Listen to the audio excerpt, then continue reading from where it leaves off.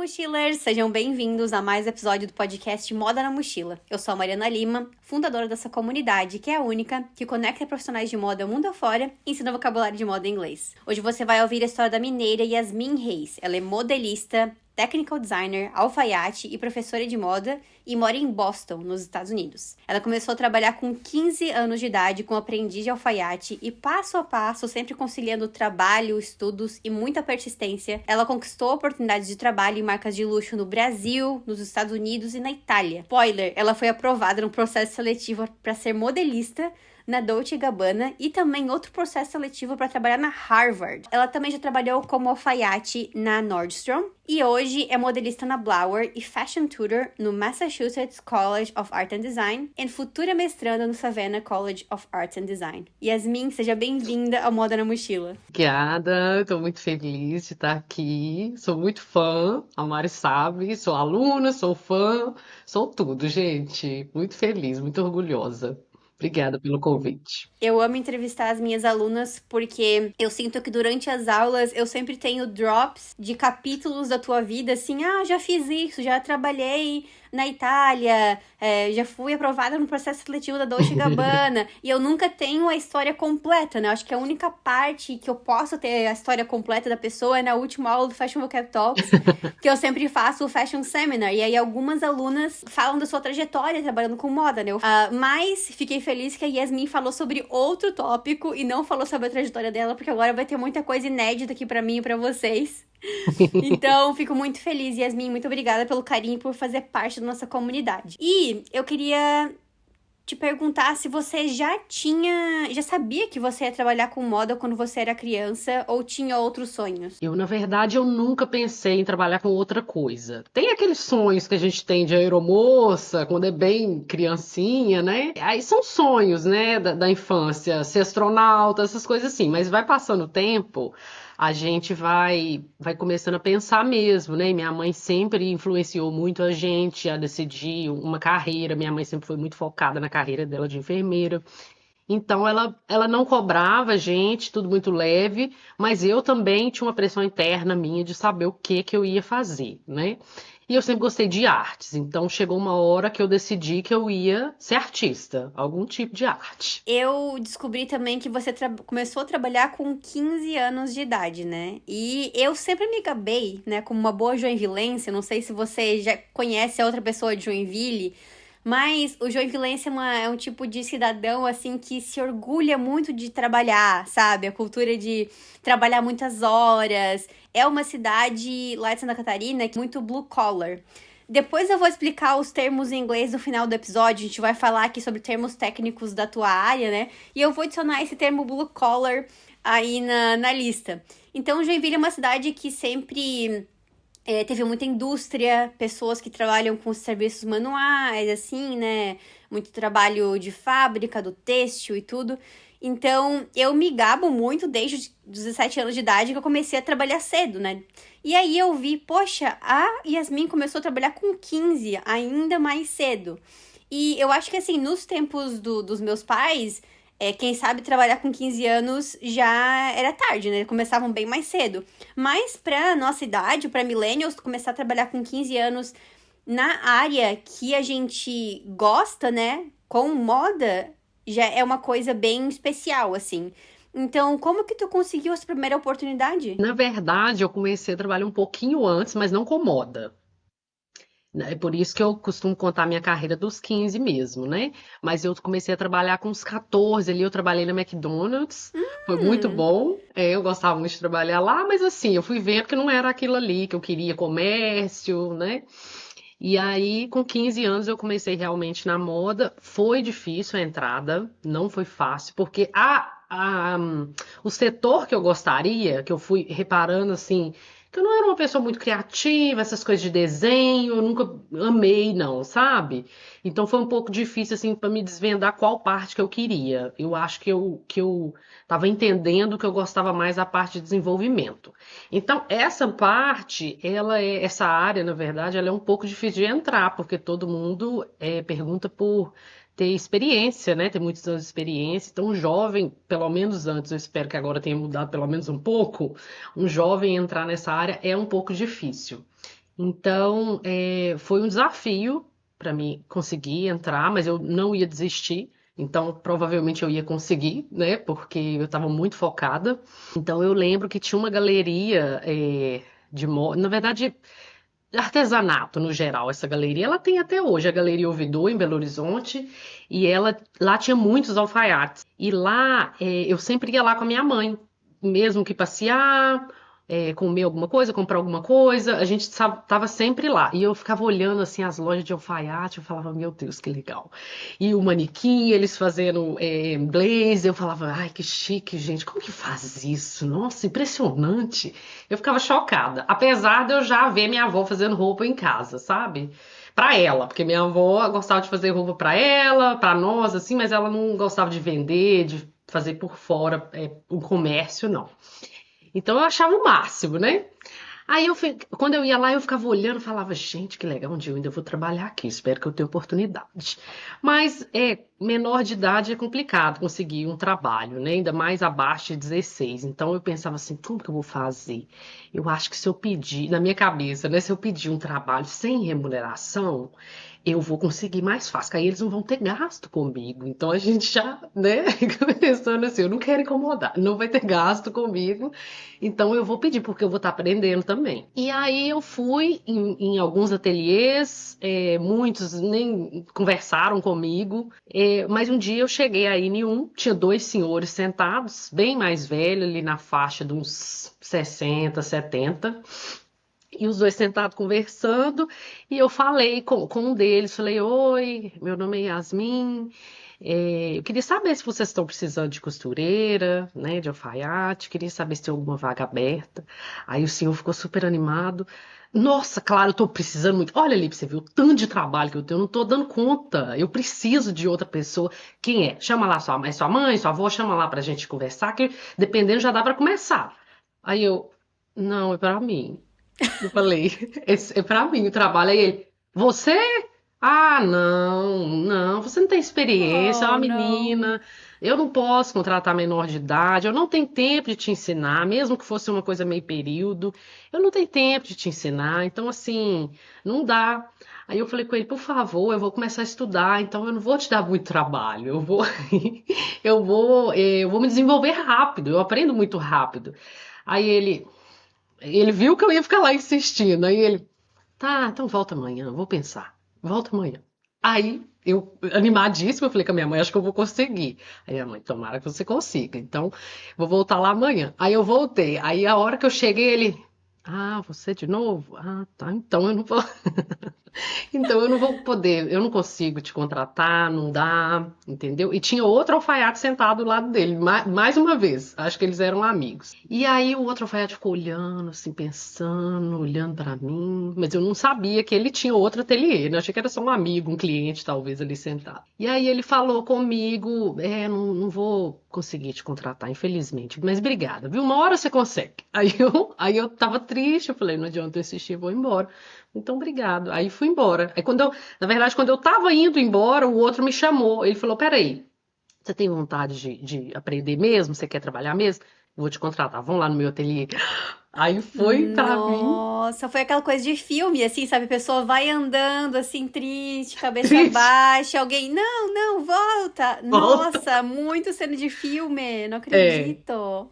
foi dessa forma e eu fiquei muito feliz. E no mesmo dia, ele já me apresentou o ateliê dele todo. Que Ele falou que ele incrível. estava ensinando o filho a. Porque na época tinha aquelas. Eu esqueci o nome daquelas máquinas, umas máquinas grandes de bordar, esses bordados de pet que a Uhum, gente tem em sei. blusa. Aquelas máquinas eram muito caras, era tipo 50 mil. Acho que ainda não é tão barato, mas era muito caro. Então ele tinha duas. Então ele tinha muito serviço, tanto de bordado quanto de aplique do pet. Ele fazia também hobby para noiva. Ele tinha muito polo, a gente fazia demais blusa polo.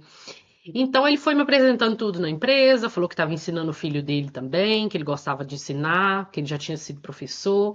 Então foi o máximo para mim e eu trabalhei com ele 3 anos. Uau, nossa, que incrível, Yasmin. É, eu falo muito aqui no podcast sobre criar oportunidades. né? Uhum, Eu até vou fazer um episódio, até acho que vou lançar esse episódio sobre criar oportunidades antes desse teu episódio aqui. Coisas na minha vida que aconteceram porque eu criei oportunidades que não existiam. Por exemplo, o estágio que eu fiz na Itália. Não existia uma vaga de estágio na Itália nessa startup. Eu entrei em contato e eu falei com eles: olha, eu posso fazer isso por vocês, vai ser um benefício para mim e para você. Até mesmo a Doris, né, nossa colega em comum aqui da comunidade do Moda na Mochila, escritora, grande escritora do livro Notando Moda, eu criei uma oportunidade de trazer ela para dar uma palestra na minha universidade e assim uhum. nasceu uma grande conexão, né? Então, quando eu comecei a ouvir mais sobre a tua história, eu percebi que tinha duas palavras, dois conceitos-chave, assim. Criar oportunidades, você criou muitas oportunidades durante toda a tua trajetória. E também você sempre foi muito persistente, né? Você voltou lá no segundo dia. Muitas pessoas poderiam ter ido só no primeiro dia. Eu acho que eu mesma, eu não gosto muito de insistir. Quando alguém me fala não de primeira, muitas vezes eu falo, ai, não, se a pessoa não me deu uma chance, então não vai dar certo. E você persistiu, você apareceu no segundo dia lá na loja do alfaiate para pedir esse emprego e conseguiu algo ainda mais legal, né? Uma pessoa que realmente tinha interesse em te ensinar. Então eu achei muito, muito legal isso sobre a tua história. Então conta um pouco mais pra gente como que foi esse período aí trabalhando, né, dos 15 até os 18 anos como Sim. alfaiate. Foi muito bom, eu aprendi muita coisa. Lá ele fazia muito ajuste de roupa também. Então esse é um setor que ele sempre me puxou muito para esse setor. Não porque eu ame, porque eu gosto muito mais de modelagem, mas é uma coisa automática. Eu não sei se é porque é muito profissional em falta, porque para você trabalhar com alteration, com alteração de roupa, com ajuste de roupa, é, demanda uma experiência mesmo, porque senão o cliente tem uma peça ali cara, é só aquela peça dele, ele quer ajustar. Se você estragar aquela peça, é um pouco complicado. Então, acho que por isso também que é difícil a entrada nessa área de costura, alfaiataria e ajuste. Então ali eu fui aprendendo, eu fazia mais no início, trabalhava mais com confecção, a gente trabalhava com confecção de polo, e polo, querendo ou não, tem umas partes que é um pouco difícil, aquele parte aqui. Então assim, foi muito bom, aprendi muito bem, mexer com várias máquinas, overlock, galoneira, todas essas máquinas de produção mesmo. E com o tempo ele me introduziu mais na alteration, né, nos ajustes. Então eu marcava os clientes também, com o tempo ele deixava eu marcar, estava ali sempre me instruindo. Isso foi muito importante porque a gente fica um pouquinho tímido no início, mas depois é normal. Então ele estava ali sempre do meu lado me ajudando. E assim, foi um período muito rico. Sempre tive muito apoio dele. É, eu até chamava ele de padrinho, e ele foi meu padrinho mesmo quando eu formei no Senai. Ai, gente, saudade. Ele me deu uma tesoura muito linda, assim, com meu nome, grandona, uma tesoura de alfaiate com meu nome. Então, realmente, ele foi meu padrinho mesmo. E foi um período muito rico. Eu sempre muito interessada em aprender. Eu acho que a gente tem que ser humilde também, em todo ponto da vida, mas principalmente quando você está aprendendo. Não ter vergonha de falar, não sei. Você pode me ensinar, por gentileza? Então, assim, esse ponto é fundamental. Muita gente tem vergonha de falar que não sabe. Gente, não tem nada a ver você não saber. Você não sabe, mas você vai aprender, né? Então, foi muito interessante, porque eu tive colegas alfaiates trabalhando lá comigo. Ele tinha alguns amigos dele que, assim, ia de vez em quando trabalhar, então, assim, eram senhores e senhoras que tinham muita experiência e muito a gente aprender com eles, no meu caso, né? E muitas vezes também não sabia como ensinar, mas eu estava sempre ali em cima olhando o que eles estavam Sim. fazendo. Eu tenho uma curiosidade.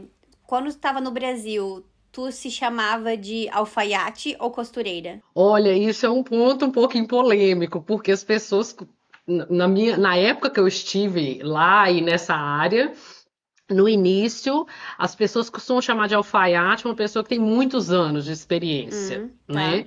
Uhum. E na minha visão, alfaiate é uma pessoa que trabalha com alfaiataria. Se ela Exato. tem 1 mês, 10 anos ou 30 anos, ela é um alfaiate, né? Então eu Uhum. sempre tentei ali, né? Sou alfaiate. Sou alfaiate. A gente trabalhava com muito blazer também, ele me ensinava muitas coisas. E tem muitos segredos assim nessa área que muitas vezes um curso não ensina. Então, assim, é bom você trabalhar com uma pessoa de experiência mesmo. Então, assim, eu sempre tentei me chamar de alfaiate, mas no início as pessoas costumam chamar de costureira mesmo. Quando ele me contratou ali, foi auxiliar de costura, depois ele mudou para Uhum. costureira.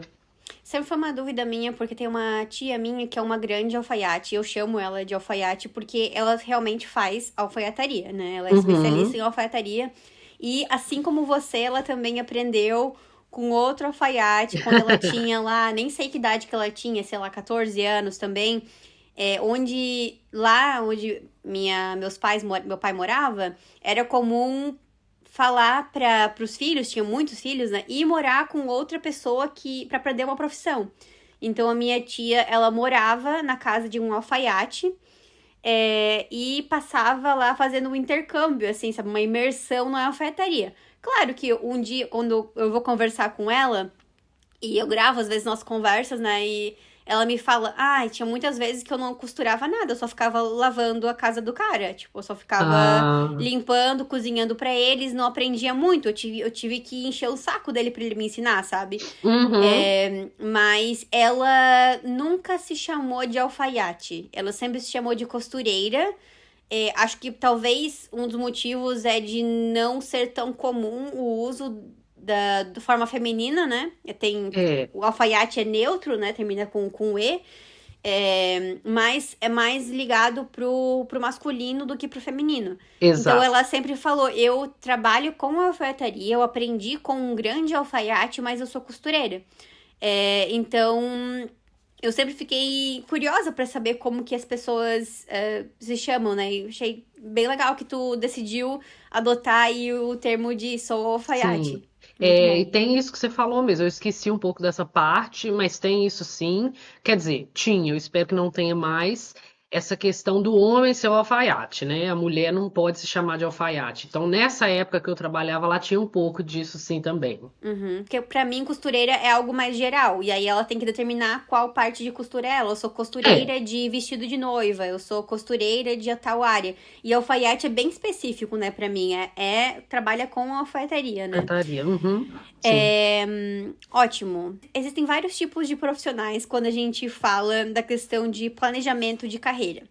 Tem pessoas que fazem um belo plano de carreira, né? Gostam de ter esse plano, essa linha, assim, esse planejamento. E tem pessoas que esperam as oportunidades chegarem até elas. Eu não quero dizer que um é melhor que o outro, eu acho que tem benefícios nos dois. Eu acho que tem partes da minha carreira que eu já esperei as oportunidades chegarem até mim, mas não quer dizer que eu tava sem fazer nada, eu tava ali plantando as sementes e depois eu ia Uhum. colher. Mas tem pessoas que gostam de planejar. Qual tipo de pessoa que você é? Qual tipo de profissional que você é? Olha, eu acredito que eu mesclo muito os dois, né? Porque eu acho que se você mesclar é melhor, porque se você fazer um plano e não chegar nesse plano, você costuma ficar muito frustrado. Muitas pessoas desistem, né? Porque não conseguiu. E muitas vezes a vida da gente, ela não vai estreito assim, a vida profissional da gente. Ela dá umas curvinhas. Então eu acho que a gente pode ser um pouco flexível para não se frustrar, vai chegar a hora, né? Se não for nesse lugar, tem milhares de empresas no mundo inteiro, né? Eu acho que a gente pode sempre lembrar dessa parte também. Mesclar os dois é uma boa. Como que tu aplicou isso na tua carreira lá desde o início? Bom, tu começou a trabalhar como alfaiate, mas tu falou que tu sempre curtiu a parte de modelagem, né? Como que Uhum, tu fez, assim, pra mesclar essas duas perspectivas? uhum. Então, eu comecei a estudar no Senai também, e o Senai me ajudou muito a definir o que eu queria, né? O Senai que eu estudei, o Senai do Horto, ele tinha um espaço muito grande para a área técnica, vários profissionais de alta qualidade do mercado mesmo, alfaiate, costureira, modelista, e ainda tem, né? Então, assim, foi muito importante para mim os estudos, os cursos que eu tive lá, que eu fiz lá, né? Então, assim, eu fiz um curso de. Primeiro, eu fiz um de confecção de calçado e bolsa. Não é o que eu queria, mas foi o que deu. para me conseguir, voltando a falar das oportunidades, né? Porque o meu plano ali naquele momento era fazer o de moda. Mas o de moda era muito concorrido. Assim, eu tentei acho que uma ou duas vezes, mas eu não estava conseguindo. Então, se o meu plano fosse só aquele ali, talvez eu ia falar assim, ah, não tô conseguindo, então vou fazer outra coisa, não vou mexer com moda, não. Não, eu falei, olha, apareceu para mim de calçado e bolsa, eu vou fazer porque tenho certeza que isso vai me ajudar lá na frente. E ajudou, né? Quando eu fiz coleções de couro, para roupas de couro. Então me ajudou muito a trabalhar com as máquinas, entender essas coisas de cola e tudo mais, porque sapato e bolsa é outro mundo assim, bem diferente. Então foi muito bom para mim começar com esse curso. Depois desse curso, eu consegui o técnico em vestuário, que também era muito concorrido, e foi muito importante para mim também, porque foi nesse curso que eu defini, eu quero ser modelista. Todo mundo falava, ah, é muito difícil entrar. Nossa, modelista é muito difícil. Nossa, você imagina, aqui no curso tá difícil, você imagina trabalhar numa indústria com molde. É difícil mesmo, mas não é impossível. Tu diz que eles falavam que era difícil o trabalho ou encontrar um emprego? Encontrar oportunidade. E o trabalho Uau, também, mas mais sobre a entrada no mercado, que era difícil. Falavam muito sobre interessante. isso. Porque quando eu estudei moda, se falava exatamente o oposto pra mim, lá no sul do Sério? Brasil. Aham. Falava. A minha professora tentava muito, as professoras tentavam muito falar. Querem trabalhar com moda e ganhar dinheiro? Vão aprender modelagem, vão ser modelista. Porque Oh, todo mundo aqui nessa sala quer ser designer de moda, mas não tem tanto espaço para designer de moda e tem muita falta de modelista. Eu não sei como é que tá hoje em dia. Eu acho que é. talvez com o avanço dos softwares de moda digital Uhum, tenha avançado muito, né? Tem mais pessoas interessadas nisso. uhum. Mas na minha época era o que se falava. Era vão aparecer modelista. Interessante, interessante. Na verdade, dentro do curso, eles não desencorajavam a gente dessa forma, né? É mais os alunos ali, o mercado em geral, passava esse pouquinho de medo pra gente, né? É, mas, na verdade, assim, é uma questão de você encontrar uma oportunidade, se esforçar para isso, porque o modelista, ele é uma área que muitas vezes, se você tiver um pequeno erro, você vai causar um problema na confecção. Então, acho que é por isso que eles têm esse medo de deixar pessoas sem experiência entrarem, né? Mas também, se não deixar quem não tem experiência entrar, não vai ter ninguém, igual é o caso da agora, e é um problema mundial, né? Que eu percebo assim. Mas, então eu estudei no Senai, eu fiz o técnico em vestuário lá, foi muito bom para mim. E depois disso eu fiz um outro curso no Senac, de modelagem também, técnico em modelagem industrial. Aí eu tive certeza, eu falei, é modelagem. E quanto mais eu via que era difícil de entrar, eu falava, eu vou entrar. Eu quero ver, eu vou conseguir, porque eu gosto de desafio.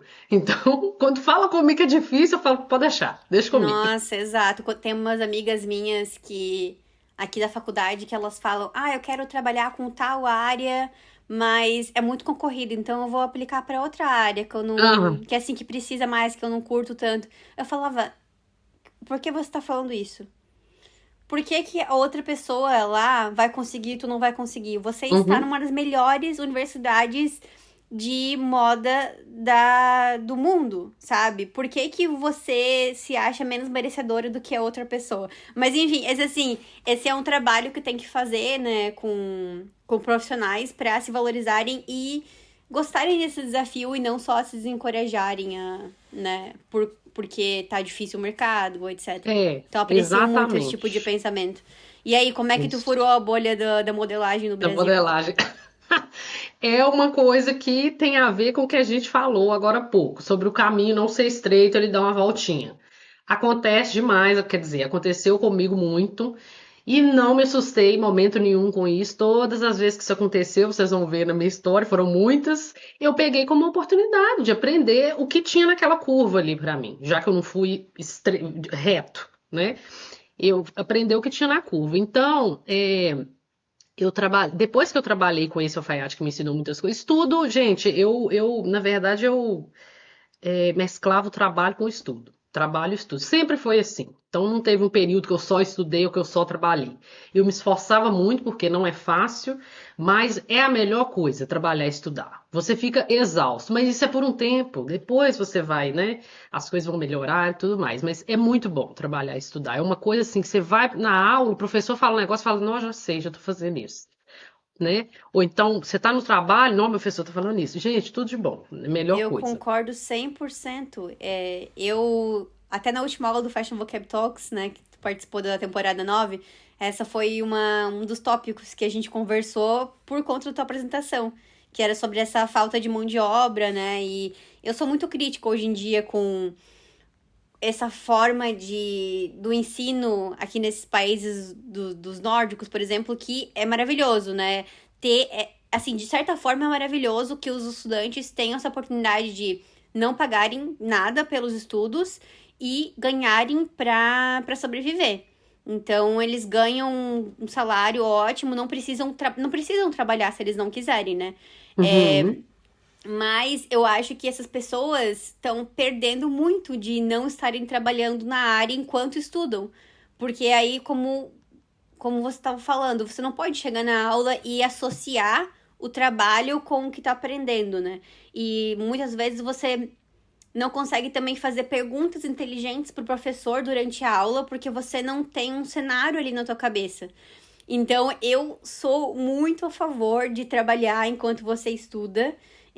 Entendo que é algo muito bom que os países ricos conquistaram, né? De fazer com que as pessoas só estudem, dar essa oportunidade, mas para mim, eu valorizo mais ter esse trabalho em conjunto.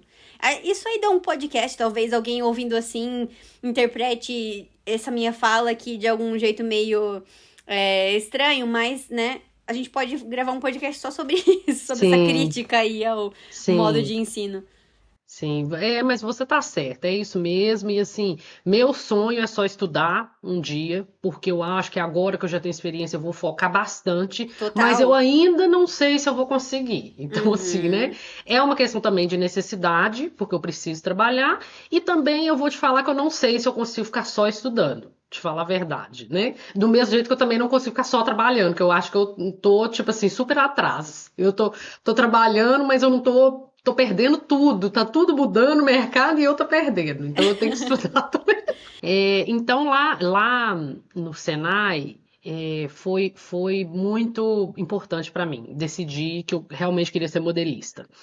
E aí depois de eu trabalhar nesse ateliê, eu apliquei para uma vaga numa loja de noivas e noivos, de terno e vestido de noiva. Eu nunca amei trabalhar com noiva, porque tem muito serviço à mão, né? Renda. Eu não gosto muito, não. Eu sempre fui mais industrial, assim. Gosto de coisa rápida. E isso também lá na frente me ajudou muito, essa questão de trabalhar mais rápido, porque a indústria ela exige isso, né? Com o tempo, automaticamente você vai vendo que você tem que fazer as coisas rápido, bem, do seu melhor jeito, mas rápido. Então, eu já trabalhei em lugares que eu tinha tempo de ir ao banheiro, por exemplo. Então, a indústria, infelizmente, ela é assim, né? Então, quando eu trabalhei nessa loja de noiva e de noivos, eu também trabalhava com muito terno. Ela, né, gostou, a dona, né, gostou de eu ter experiência com terno, mas ela deixava eu trabalhar só meio período ali, idade também, ela achava eu muito nova. E eu sempre, assim, nesse ambiente da moda, eu sempre fui uma das pessoas mais novas do local, né? Então, por um lado, isso foi muito ruim, porque eu tive muito preconceito com a minha idade, eu tive que muitos desafios, tive que vencer todos eles, porque não é fácil. Então lá eu trabalhava com os ternos, né, mais meio período, mas também mais para a área de alfaiataria, eu não fazia molde lá. E foi um pouco difícil essa transição de carreira, porque depois que eu trabalhei lá, na verdade, eu trabalhava lá meio período e estava precisando de um período integral de trabalho, né? Fui crescendo, conta aumentando, então precisava trabalhar período integral. Aí eu pensava, gente, como é que eu vou estudar trabalhar período integral? Mas vai dar certo. Aí nesse meio tempo, eu comecei a faculdade. Eu estudei na UNA, né? A UNA é uma faculdade muito boa. Eu pesquisei várias faculdades em Belo Horizonte. porque nessa época eu não tinha plano de mudar de estado nem país, eu queria formar primeiro. Então, eu pesquisei várias faculdades em Belo Horizonte e a de moda que mais encaixou no meu perfil foi a UNA, porque tinha muitas aulas práticas e eu sempre gostei muito de prática. Tinha que ter modelagem, tinha que ter corte, tinha que ter costura, tinha que ter mulagem e tudo mais. Então, a UNA foi a que eu escolhi. Nesse período que eu estudei lá, eu trabalhei eu consegui uma vaga numa marca de luxo. E aí também foi de alfaiate lá. As peças eram muito caras dessa marca, muito caras mesmo. Já cheguei a mexer em casaco de R$ 25.000. É, então foi uma responsabilidade grande, mas eu consegui entrar, foi pela uma indicação. Coisa rara que aconteceu na minha carreira, né? Porque tudo foi eu, a maioria das coisas foi eu que consegui, ninguém me indicou. Mas essa foi uma indicação do alfaiate que eu trabalhei lá atrás. Olha só. O primeiro? O Aquele primeiro. primeiro? Uau. O primeiro, na verdade, ele falou com um alfaiate que tinha um ateliê num bairro de luxo. Ele me indicou para esse alfaiate, porque eu falei com ele, me ajuda, eu estou precisando de um serviço de tempo integral. Aí ele falou, vem trabalhar comigo de novo. Eu falei, muito obrigado. Inclusive, eu fui conversar com ele pessoalmente, muito obrigado pela oportunidade de novo. Mas eu preciso entrar na área de modelagem. Seja de uma forma ou de outra, eu preciso entrar. E ele entendeu, ele super te apoio. Tem um amigo meu que tem um ateliê num bairro de luxo, e lá eles fazem também modelagem e tudo mais, eu vou te indicar para ir. Aí ele me indicou para esse alfaiate, que já me conhecia, era amigo dele, estava sempre lá, me via trabalhando, sabia que eu trabalhava bem, né? Gostava do meu trabalho. E ele me ofereceu um trabalho com ele, mas as horas de trabalho desse outro alfaiate não dava para eu estudar. Eram muitas horas de trabalho, o schedule, né, dele era muito, assim, muitas horas de trabalho. Aí eu falei com ele isso, eu falei, mais uma vez eu te agradeço pela oportunidade, mas eu preciso estudar. Porque se eu não estudar, eu não vou aprender o que eu quero. E meu sonho é ser modelista. Então, eu te agradeço muito e tal. Aí eu lembro que ele falou comigo, eu vou te ajudar de uma outra forma. Aí eu fiquei animada, falei, nossa, porque eu tava pensando o que eu ia fazer, mas eu ia achar um jeito, mas fiquei muito grata dele ter me ajudado, que foi aí que ele me indicou para a marca de luxo, que mandava serviços de ajuste para ele, já que eles não estavam conseguindo costureira. Então eles meio que terceirizaram os ajustes. Mas você terceirizar peças de 15, 20 mil, 5 mil reais é um pouco complicado, né? Ainda mais que é um cliente específico ali que vai na loja, que quer fazer o ajuste. A hora que ele chega na loja, a peça dele não tá lá, ele já assusta. Então eles estavam vendo que não estava funcionando a terceirização. Então queria colocar alguém dentro da loja para ficar uma coisa mais personalizada, né? Coisas que marcas de luxo é bom para eles. Então esse alfaiate me indicou para essa marca. Eu fiquei muito feliz. Falei, gente, eu acho que será que eu vou conseguir? Mas eu consegui porque ele me indicou, porque eles fizeram um teste comigo. Eles amaram o jeito que eu trabalhava, muito serviço lá. Eu sempre trabalhei rápido. E no início eu fiquei um pouquinho assim, mas logo eu acostumei. Também foi um período muito bom. E por que que eu aceitei também essa marca de luxo? Porque eu sabia que a fábrica deles, a indústria deles, né, era em Belo Horizonte. Aí eu falei, então eu vou começar na loja e vou aplicar para vaga de modelista ou de pilotista dentro da fábrica, Ah, tá. Mas peraí, mas você começou na loja, então, já trabalhando com modelagem ou como alfaiate também? como alfaiate. Ah, tá. Então tu começou já com segundas Já intenções. Esse consegui. Eu trabalho. sempre tenho segundas Ah, intenções. Então, assim, perfeito. eu já tinha esse pensamento. Por quê, Mari? Eu estava aplicando nessa época, eu aplicava para a vaga de modelista, desligava o telefone na minha cara, porque não tinha muito LinkedIn, né? Nem respondi e-mail, já fui em fábrica, ó, bati na porta, me deu a porta. Ih, não tem não, minha filha, quem é você? Nossa, como é que você achou a fábrica? Porque, pelo menos em Belo Horizonte, muitas marcas é meio assim, um pouquinho escondido onde é a fábrica. Não sei te falar o porquê, não. Era assim, agora eu não sei. Então, assim, o pessoal não tem muito acesso onde que é a fábrica, não, sabe? E aí eu tentei, mas eu não estava conseguindo. Então eu falei, ó, então eu tenho que partir para um plano B. A minha experiência é com ajuste, é com alfaiataria, então eu vou continuar nela até eu conseguir um cargo de modelista. Então eu sabia dessa fábrica e tudo mais, e a marca, nossa, uma marca muito renomada. Eu falei assim, é meu momento. Aí eu fui e comecei a trabalhar na loja. Foi muito importante para mim também, porque mais uma vez o ajuste acaba que muitas vezes você tem que abrir a roupa toda. Então, para você abrir a roupa, você vai ver no molde ali, você fala, olha para você ver o shape, olha como que eles fazem, acabamento, olha como que eles fazem. Então, para mim, assim, foi essencial começar com ajuste, né? E eu apliquei tudo que eu aprendi com a alfaiate, eu apliquei nessa marca de luxo, porque a pressão lá não era por produção, né, por fazer rápido. A pressão lá era por fazer perfeito, tinha que ser perfeito.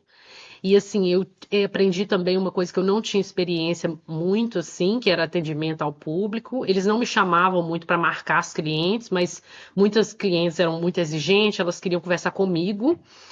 Eu percebia que eles tinham que focar muito na explicação de que eu era uma alfaiate com muito tempo de experiência, apesar de eu ser nova. Eles sempre tinham que falar isso para os clientes, porque os clientes me viam e falavam: Você O que que essa menina vai fazer com a minha é? roupa? Você é a vendedora? Não, eu estou esperando é o alfaiate. Uau! Não é fácil. Mas aí, beleza. Aí eu fui, com o tempo, fui acostumando, as clientes foram me conhecendo, porque essas marcas de luxo costumam ter uma clientela ali um pouco específica, né? Você Então, tinha que interagir com as clientes também?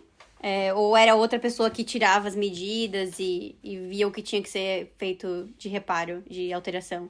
sim, as vendedoras marcavam os clientes, né, muitas vezes, mas toda vez que entrava uma vendedora nova, ou pelo menos assim, uma vez em 2 meses, eu tinha que meio que dar um curso, mais ou menos explicando para elas como marcar, porque muitas vezes as Hum, meninas, a experiência delas era no comércio, né, não na indústria. Então eu tinha que uhum. ensinar, e eu amava, eu falava que dia que vai ser meu workshop. Eu adorava ensinar elas e aprendia muito rápido também, as meninas, então foi funcionando assim, mas muitas vezes, quando às vezes um vestido, um blazer, estava ali, segunda prova, já ia para terceira, eu precisava ir lá para me ver no corpo o que estava acontecendo, né? Uhum. Não era muito, não, mas eu também foi uma fase importante da minha vida que eu decidi e entendi que eu falei, não gosto de atender cliente. Não é minha praia. Eu não tenho, assim, aquele poder de convencer, sabe? Acho que eu não tenho muito carisma, não. Acho que é mais ou menos. Mas sabe o que que é? Eu acho que a verdade é que cada um tem seu perfil e não tem problema nenhum. O meu perfil ele é mais industrial. Eu consigo te entregar mais. Como é que eu digo? Trabalho, atividade ali, sabe? A Todo o teu questão carisma tu coloca na peça. na É peça, ele é interagir com a entregue. peça de roupa, tocar ela com carinho, né? Falar, vamos aqui, vou te ajustar, vou te fazer melhor. Isso, é exatamente isso.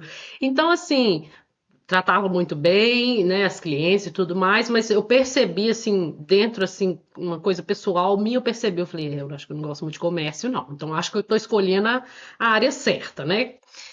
E aí foi um período muito importante, mas chegou o momento de eu tentar entrar na fábrica. E isso já tinha uns. Eu tinha trabalhado há uns 3 anos, dois e pouquinho já. Então eles estavam muito assim, como é que eu digo, acostumados com o meu trabalho. Contrataram um assistente para mim. Eu tentei ajudar, né? Porque nessa época eu acho que eu ainda estava na faculdade. Aí eu estava tentando ajudar o pessoal da faculdade, porque muita gente da minha faculdade queria trabalhar nessa marca. E o pessoal falava, nossa, que legal você trabalha nessa marca. Então eu estava tentando ajudar também alguém da minha faculdade a entrar nessa marca como meu auxiliar, porque eu estava precisando mesmo de alguém ali para me ajudar. Porém, eu via, mais uma vez, que o pessoal não tinha muita experiência. E eu conversava com a minha chefe. Ela ficava sempre em cima, e aí, como é que foi o teste? Porque eu estava fazendo os testes para contratar um auxiliar para me ajudar. Como foi os testes? Aí eu falava, olha, ficou muito bom e tal, mas eu preciso treinar melhor a pessoa. Aí ela não tem tempo para treinamento. Não pode. Você tem que contratar alguém que já sabe igual você. Eu falei, mas eu fui treinada. Então deixa eu treinar alguém. Não tem tempo, Yasmin, não pode. E eu ficava muito chateada com isso, né? Porque eu estava tentando ali, tinha pessoas que tinham capacidade, né? Muito interesse, igual eu tinha mesmo. Mas infelizmente eu não era chefe, não era eu que decidia isso, né? E aí, com o tempo, Eu até tive uma auxiliar, mas acabou que não ficou muito tempo, e eu também já estava muito focada ali em aplicar para mudar para a fábrica. Pedi à minha chefe para me transferir para a fábrica. Ela falou várias vezes: não dá, nós não vamos achar ninguém igual a você.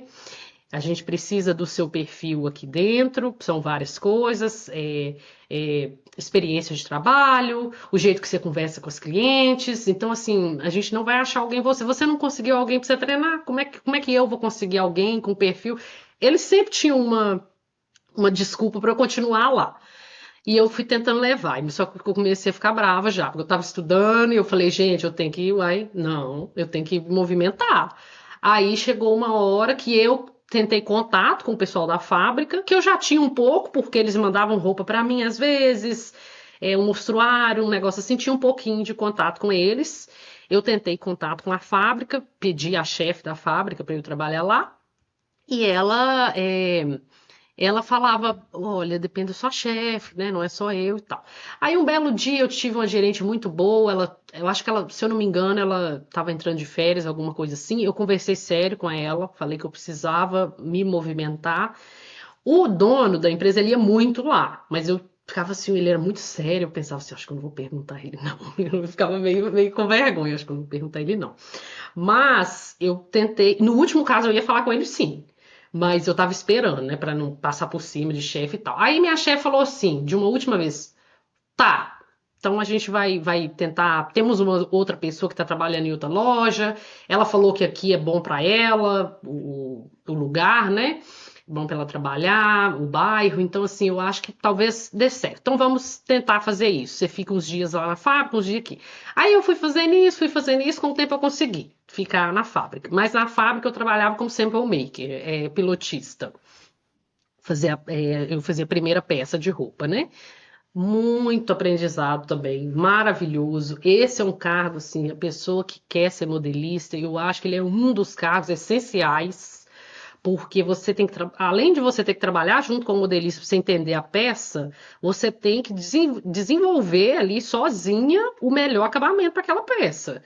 E não pensando só em você, você tem que pensar na produção também, porque às vezes é fácil para você, você fez, ficou lindo, nossa, meu chefe vai amar.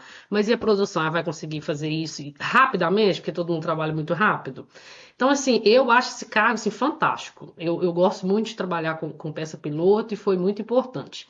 Mas eu já estava pensando na modelagem, né? Mesmo que eu tinha ali pouco tempo de pilotista, eu já estava pensando e eu já deixava claro. Eu falei, não vou ficar com vergonha de falar, não, porque eu já tenho muitos anos nessa empresa, então, assim, eles têm que entender que meu foco é outro, né? Então eu deixava claro para a chefe da fábrica que eu queria ser modelista e ela também um pouco de resistência ali, porque como eu falei, modelagem é um pouco complicado. Eles não deixavam muito assim os júnior, né? No caso, quem não tem experiência, entrar nessa área naquela época. Mais uma vez eu espero que tenha mudado. Então, ela não deixava. Então, eu continuava ali na pilotagem, aprendendo tudo, olhando os moldes, né? Porque a pilotista ela tem acesso muito, tem super acesso aos moldes, ia conversar com o modelista, estava sempre tentando interagir com as meninas da modelagem, todas muito maravilhosas, me ensinaram muita coisa. E eu estava sempre conversando com elas, e elas sabiam da minha vontade, mas não podia me ajudar tanto, né, a conseguir, mas podia me explicar várias coisas sobre modelagem. Ainda era no papel, coisa que eu também não gostava muito, eu pensava, meu Deus, como que eu vou entrar num cargo já pedir para mudar as coisas, né? Porque esse negócio de papel é muito antigo, demorado demais. Eu quero trabalhar no computador. E lá não tinha. Aí eu pensei, nossa, vai ser difícil, mas tá bom, vou conseguir. Aí um belo dia entrou um estilista lá muito famoso de São Paulo. Na época ele era muito famoso. E eu fiquei assim maravilhada. Falei, nossa, que chique. Ele vinha sempre trabalhar, ia embora para São Paulo. Era uma coisa assim bem luxo para conversar com ele. Tinha que agendar, aquela coisa assim bem diabo veste Prada, né?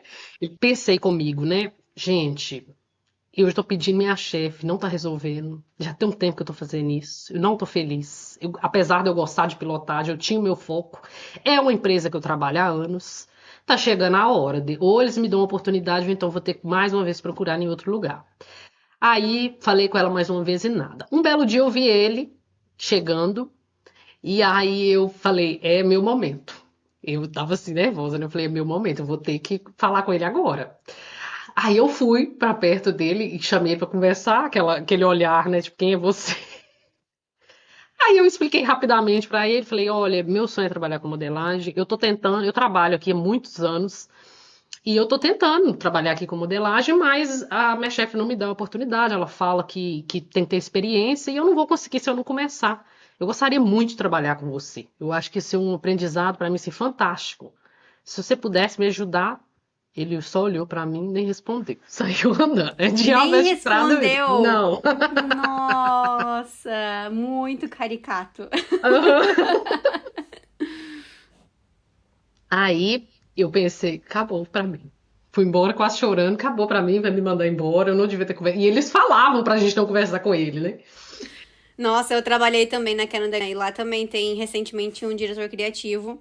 E no começo, agora eu não sei como funciona, mas no começo, quando ele ia lá pra Toronto, eles mandavam todo mundo trabalhar de casa, o escritório inteiro.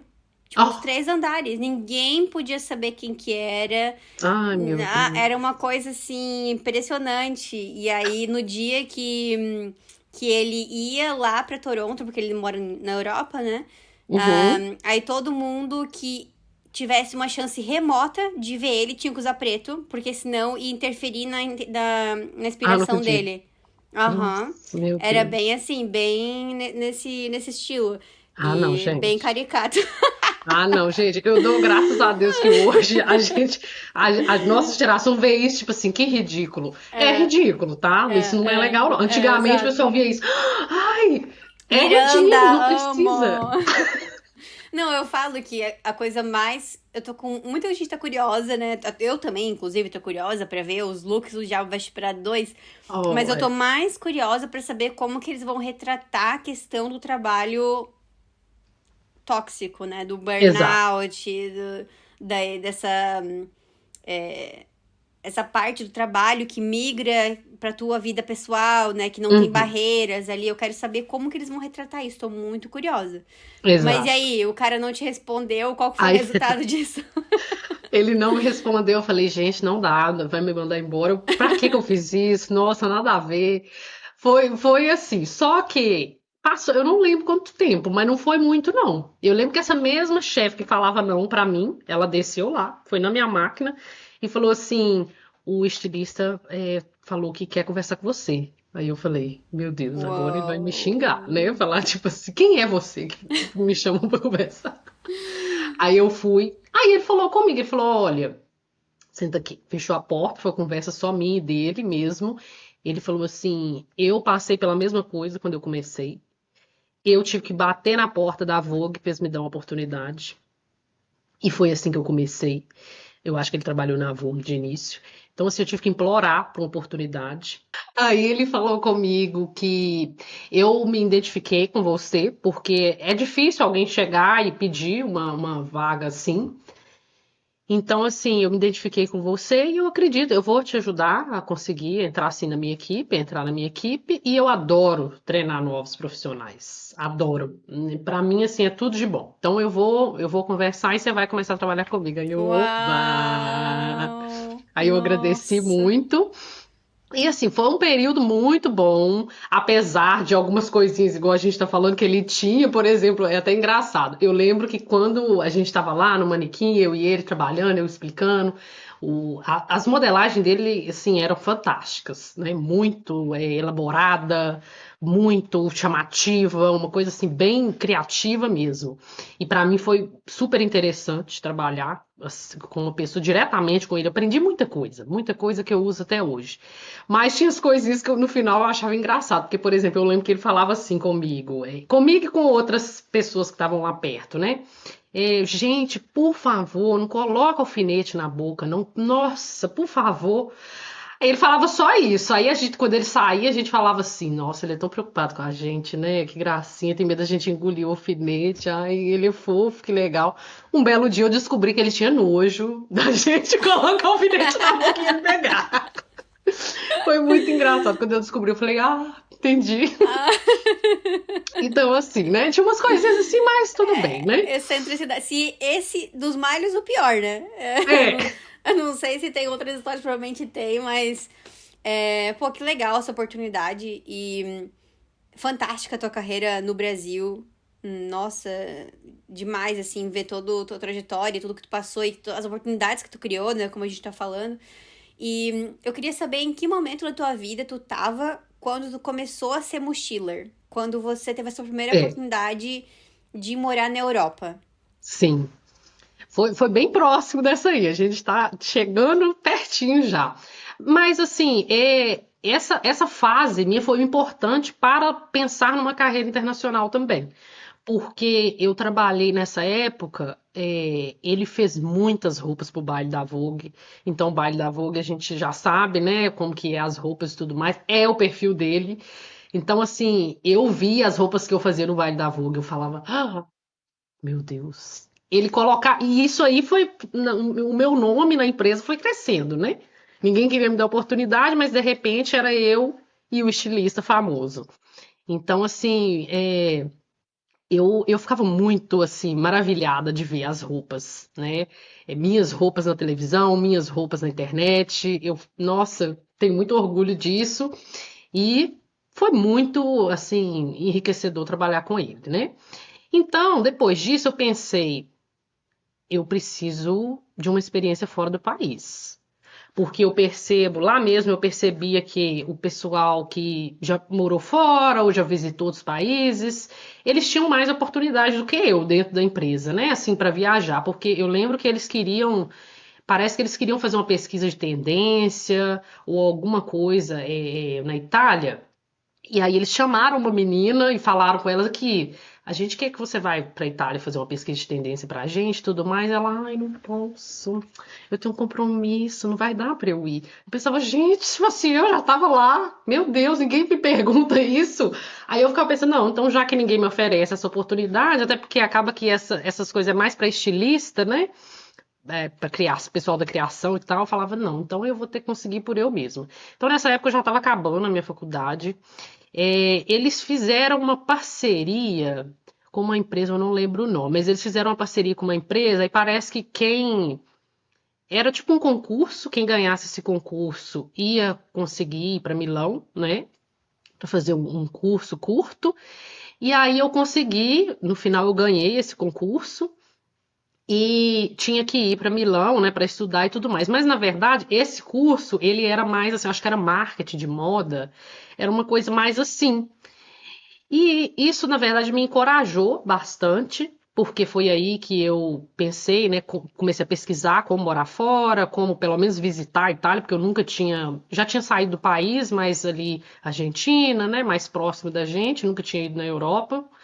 Então eu pensei, eu quero muito ir, eu quero muito estar lá, mas eu não sei se esse curso é para mim.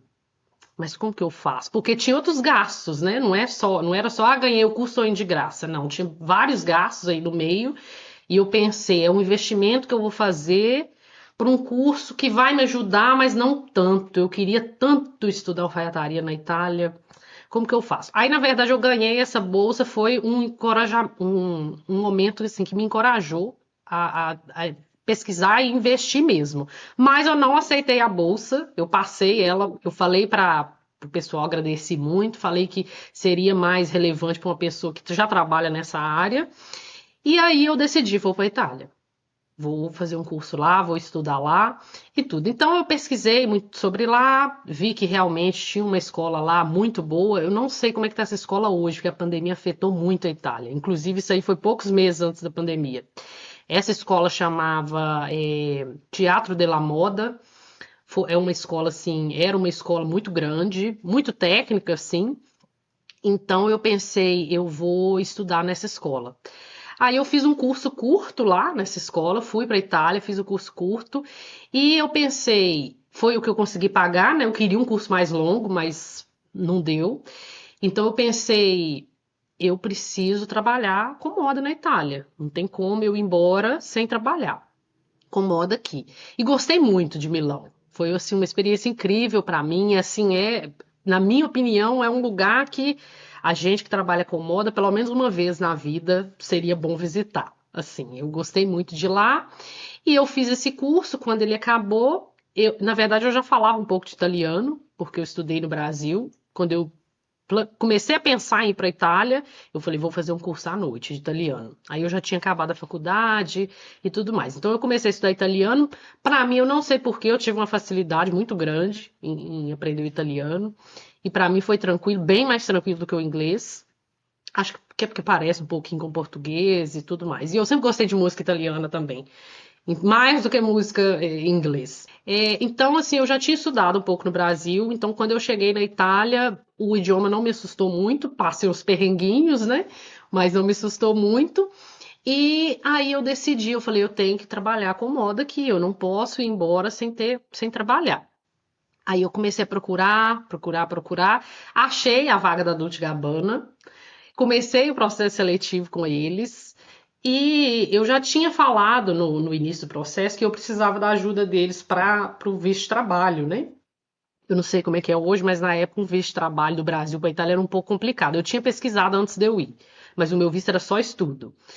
Então eu não consegui mexer com isso, trabalhar com isso antes de eu ir para a Itália, porque na verdade eu acredito que a pessoa tem que tirar no Brasil o visto, alguma coisa assim. Então eu cheguei lá e só estava estudando, mas ainda assim eu queria uma oportunidade de trabalho, mesmo que não fosse remunerada. E eu tentei, né? Apliquei para a Dolce Gabbana, passei no processo seletivo, eles me chamaram, fizemos, na época foi tudo online, eu não cheguei aí na Dolce Gabbana, mas eu sabia onde que era, eu passava na porta, eu olhava, olha que lindo, Mas maravilhoso. aí, como é que foi então o processo seletivo pra ser modelista lá? Como que eles verificaram se tu tinha experiência Sim. com Na verdade, modelagem? estava sendo uma coisa mais teórica primeiro, né? Eu Ah, acredito tá. que chegasse depois desse nível que eu fui barrada, ia ser já para ir lá, sabe? E já ia para ir lá. Então, assim, não sei não lembro se foram 2 ou 3 etapas. Eu passei nessas. E aí chegou na última etapa, que ia começar a prática, né? Era um cargo júnior, então provavelmente eu ia conseguir, porque estava dentro ali dos critérios que eles precisavam. Eles perguntaram do visto de trabalho, aí eu falei, expliquei, e eles falaram, a gente vai ver aqui direitinho e tal, mas assim, né? Aí foi aí que depois eu recebi o e-mail, eles falaram que não tinha como me ajudar, tipo, seu sponsor, né, do visto de trabalho, naquele momento não tinha como, aí eu fiquei muito triste, mas eu pensei, tá, então quando eu voltar para o Brasil, também tinha pesquisado, não sei se eu estou certa, mas eu tinha pesquisado que esse tipo de trabalho você realmente tem que tirar no seu país. Então eu pensei, se eu realmente quiser trabalhar, que eu vou conseguir, quando eu voltar para o Brasil, eu vou pesquisar sobre esse visto e vou ver direitinho se eu consigo ou não. Aí nisso eu não desisti, eu ainda queria uma experiência italiana no meu currículo, porque eu sabia a forma que eles trabalhavam, como é que eu digo? Os acabamentos deles falando em alfaiataria, é muita coisa diferente da gente. Então eu falei, eu não posso sair Uhum. daqui sem essa experiência. Ah, cada país tem as suas peculiaridades em relação à alfaiataria, né? Eu até fui recentemente pra Florença e a gente foi numa loja lá que vende tecidos pra marcas de luxo, né? E eles. Uhum. Todos os peças, todos os que eles vendem lá são para marcas assim. Fazem tecido para rainhas, para princesas, só pra muita coisa pra alta costura eles vendem. É impressionante, assim. E aí eles falaram muito, tipo, sobre as diferenças da alfaiataria da Itália para a alfaiataria do Reino Unido, por exemplo. Completamente diferente o tipo de tecido que eles usam, os acabamentos, o corte, né? Bem legal. Queria aprender um pouco mais sobre isso também um dia, de forma superficial, né? Porque eu sei que vou deixar a parte mais especializada e complexa para profissionais como você. Eu só sei da história do negócio. Ah, é, sim, é realmente, é um diferencial assim que, nossa, vale muito a pena. E, estudar, né, e conhecer a maneira que eles trabalham. Nesse meio tempo também eu fiz um curso no Instituto Secoli da Itália, mas foi um curso online, não foi presencial. É, o curso era do CAD, que eles usavam, né, o Lectra Modares, eles usavam o Modares nessa época. O Modares é muito bom, mas eu percebi a plataforma assim, parecia um pouco antiga. Acho que por isso que a Lectra começou com o Gerber, alguma coisa assim, nessa época. Então foi muito bom. Esse curso também me ajudou muito. Eu decidi ali também. Eu estava sempre reforçando, não, eu gosto de trabalhar com modelagem digital e é isso que eu vou fazer e tudo mais. E esse curso também foi muito importante para mim, apesar dele ser online, né? Mas também foi importante. E eu decidi, eu falei, eu vou aplicar para a vaga de trabalho. Mesmo que eu não tenha o visto de trabalho, eu vou aplicar, quem sabe alguém me dá oportunidade, porque eu não precisa me pagar. Não é que não precisa, né, gente? Eu precisava sim do salário. Mas era muito mais importante eu ir embora com uma oportunidade, ter tido uma oportunidade de trabalho enquanto eu estava lá, porque eu já sabia que eu ia voltar, né? Pelo menos por um tempo, do que não conseguir essa oportunidade. Então, mesmo sem remuneração, eu fui enviando e-mail, mandando mensagem, acho que já tinha um LinkedIn, eu já olhava, já mandava, e eu consegui uma vaga de trabalho com uma remuneração muito pouquíssima, assim. Eu consegui, era um pouco longe da minha casa, foi aquela que eu te falei, que era em Varese, né? Na verdade, eu tava olhando no mapa, ela é bem assim, chegando lá, né? Não é bem lá em Varese, não, mas é porque eu pegava o trem escrito Varese, por isso que eu Sim. gravei. Coincidência, né? Foi no mesmo lugar onde eu fiz estágio, que não é um Olha lugar que legal. conhecido por ter muitas fábricas e coisas de moda, assim, Varese em específico, né? Muita Engraçado, né, coincidência. menina? É. Nessa época teve alguns perrengues, depois eu contei, o pessoal achou muito engraçado, porque teve um dia que eu tava indo trabalhar, era longe da minha casa lá, né? Aí eu dormi no metrô, que eu tava muito cansada. Quando eu acordei, eu tava na Suíça. Meu Deus do céu. O pessoal fala que é um perrengue chique, mas não foi muito É, chique, não, porque acordou, nossa, com as montanhas que nevadas chique. aqui do meu lado. Que chique. Aí eu acordei com um policial, por favor, visto, pedindo passagem, visto. Aí eu expliquei pra ele, falei, não, eu vou ter que pegar pra me voltar e tal. Aí ele, tá, e tal, beleza. Aí eu voltei.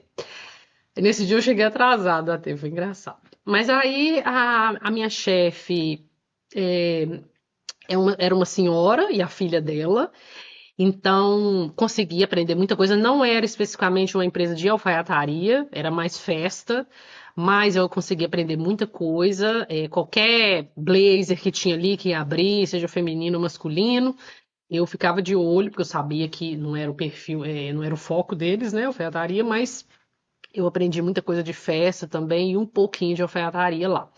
Foi muito importante essa experiência para mim, mas eu não amava muito trabalhar lá porque tinham vários imigrantes trabalhando lá na área de costura. Na área de modelagem não era, só tinha eu de imigrante, mas tinham vários imigrantes lá trabalhando e eu não gostava muito do jeito que eles tratavam eles, assim. Eu achava muito. Um dia eu até falei com a chefe, falei, por que você trata ele assim? Eu sou bem atrevida, né?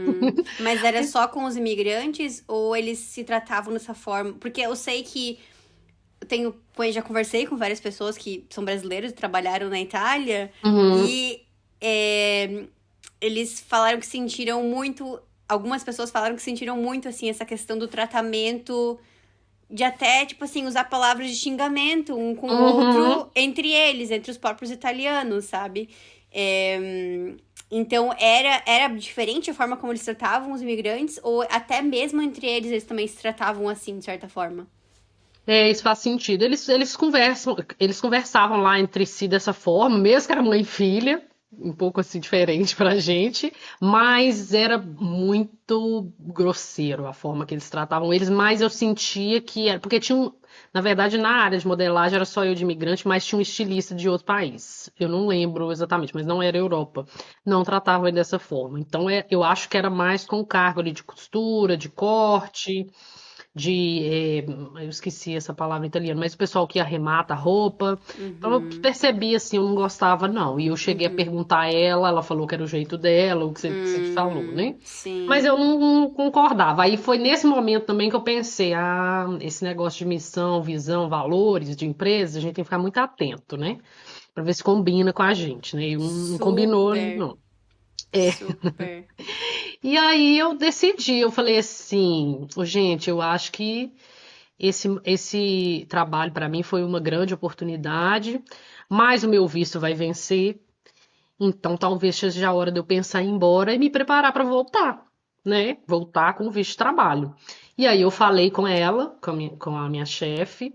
Ela falou, ela pediu para eu ficar. Eu falei com ela que, né, não dava, porque eu precisava também da oportunidade de ter um salário melhor futuramente, e tudo mais. Então eu precisava de um visto de trabalho, que eu entendia também que era um pouco sobre isso, né? Aí ela pediu para eu ficar, ela falou que ia me ajudar, mas aí eu lembro que nesse dia ela falou que ia pesquisar e tudo, que ia me falar o que dava para ela fazer para me ajudar. Aí ela pesquisou, parece que ela conversou com o advogado e foi aquela coisa mesmo. Eu tinha que voltar para o Brasil para tirar o visto de trabalho.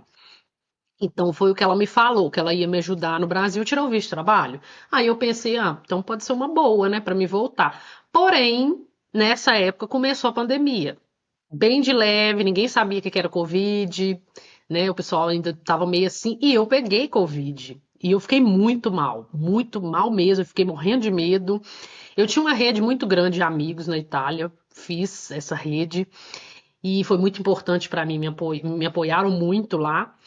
Então eu tive, então foi nesse momento que eu passei muito mal, eu decidi, eu vou embora. Eu acho que alguma coisa está me falando que não é para mim ficar aqui. Foi a melhor coisa que eu fiz, porque se eu tivesse lá durante a pandemia, ia ser muito complicado para mim.